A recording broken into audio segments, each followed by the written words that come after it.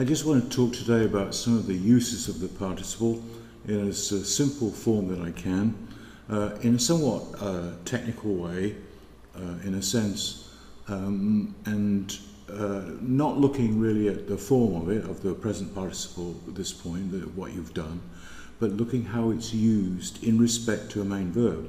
So we're talking about an adverbial participle, which think of it as an adverb in a sense, a dependent clause that describes the circumstances of the main verb.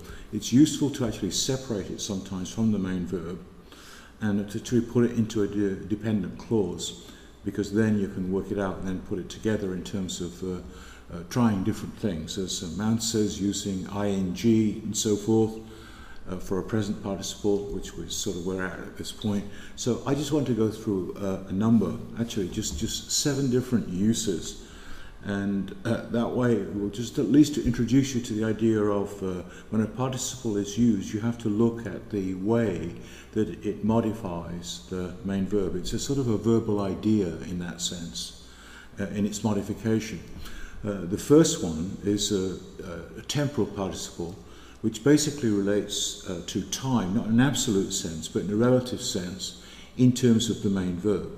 And it's translated by such words as when and since and so forth, while.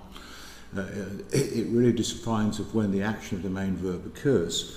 And the example that I've got is from Mark 12, verse 14.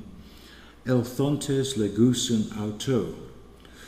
Now you can tell that, don't be concerned at this point, because you can tell from elth, the stem there, that that's not a present participle. You can guess it, it's actually an aorist participle, but that's to come next week, I believe. But it's from might come to come. So in other words, as there's a temporal clause, put it in.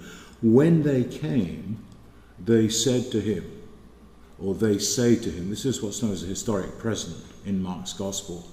Where it's defined in terms of the text in the present tense, but it's a narration in the past. When they came to him, they said to him, in the context of what's been said. So that's a good idea then of a temporal participle.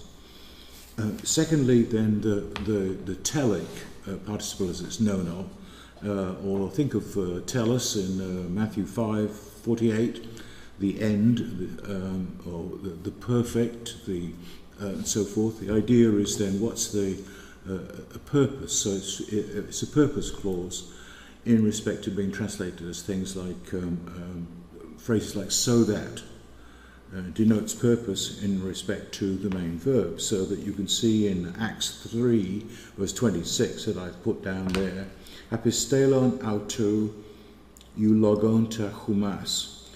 He sent them, aorist, he sent him. And then what? Now here's a present participle from eulogeo, to bless. Here it's in order to bless you, if you elongate it out. This point, keep it really simple. He sent him blessing you. Action that's going on at the same time as the main verb. The third is causal participle, which really could just be translated by because or since or for. It really denotes the cause of an action, and I've got it from John 20 verse 20. Ekeresen hoi mathetai idontes ton kurion. The disciples rejoiced. There's an aorist.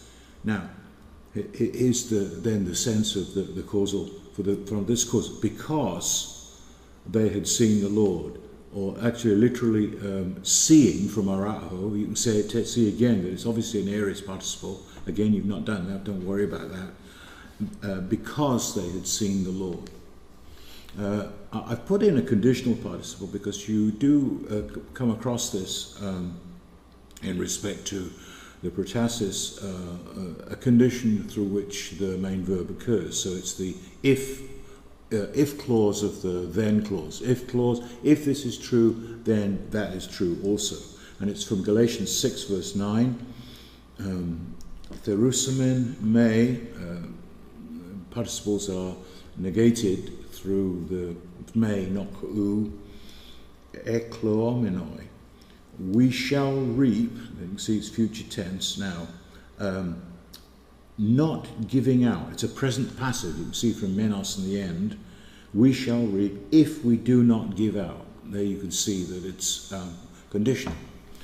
And then the concessive participle is really what I'd call the unfair circumstances in which the main verb occurs. And it's frequently translated as although.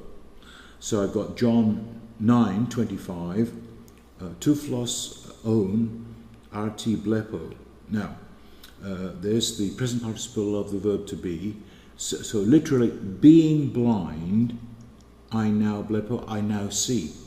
Although I was blind, better English, now I see. And then the instrumental use of a participle is the means by which something is done.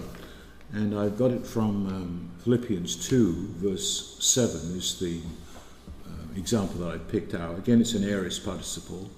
Heaton ekenosen morphein doulou elabon. Now you can see it's an aorist participle. Surely you're recognizing this now when you see these verbal stems. It means it's not in the present. So at this point then, it's from lambano and so on. So he emptied himself, the famous kenotic notions of Jesus emptying himself of the prerogatives of his divinity, or his divinity in some sense. There's a lot of controversy on that.